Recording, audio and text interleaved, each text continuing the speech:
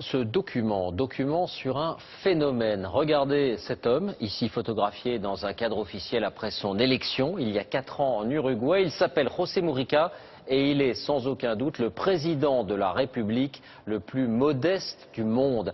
Il refuse d'habiter dans les palais, il a même vendu l'une des résidences présidentielles. Il met un point d'honneur à vivre comme un retraité ordinaire, dans sa ferme, pour afficher son opposition à la société de consommation. Nos envoyés spéciaux, Maryse Burgot et Laurent Desbois, l'ont rencontré. Voici leur reportage. La maison est tellement modeste qu'on se pince pour y croire.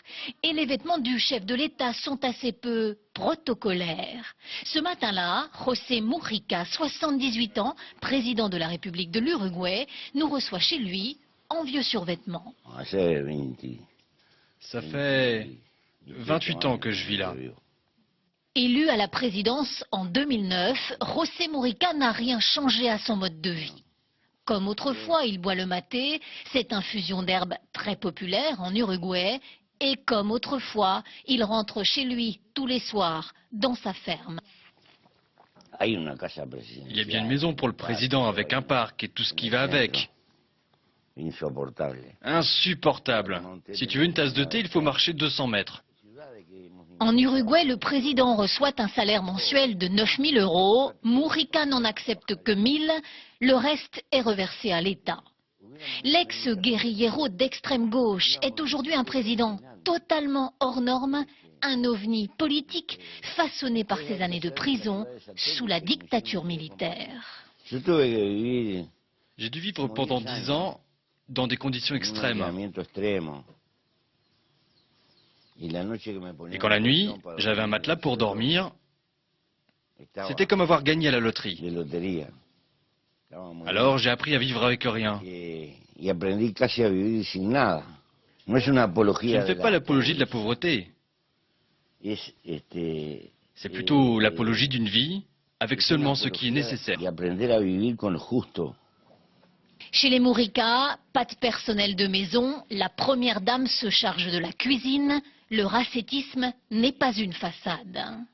Ils prônent aujourd'hui tous les deux un socialisme matiné d'économie de marché et ils sont d'accord sur la place du couple présidentiel. Il y a eu des femmes de présidents qui ont joué ce rôle de première dame, mais moi je travaille, j'ai été élue sénatrice. Pour arriver jusqu'ici, il faut quitter Montevideo, la capitale de l'Uruguay, et emprunter ce chemin de terre rudimentaire. Entre deux obligations présidentielles, Mujica donne volontiers un coup de main à ses voisins cultivateurs. Seul indice de la présence ici du chef de l'État, ces 2 officiers de sécurité. Dans son bureau présidentiel, ici au cœur de la capitale, il ne porte jamais de cravate. Un chef d'État atypique pour l'un des pays les plus stables d'Amérique latine. L'Uruguay affiche aujourd'hui une croissance économique honorable et un taux de chômage à moins de 6%. Mais c'est surtout dans les campagnes et les milieux les plus défavorisés que Mujica est très populaire. Pas d'avion privé pour ce président. Ce jour-là, il atterrit dans un appareil de la garde civile à Salto, au nord du pays.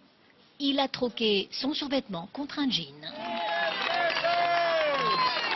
Il vient inaugurer des logements sociaux pour des mères célibataires. Le président se laisse embrasser et photographier avec bonhomie. Ses gardes du corps ont ordre de ne rejeter personne. Il est un exemple pour nous. Avant lui, personne ne reversait son salaire, c'était même plutôt le contraire. On avait le sentiment qu'on nous volait.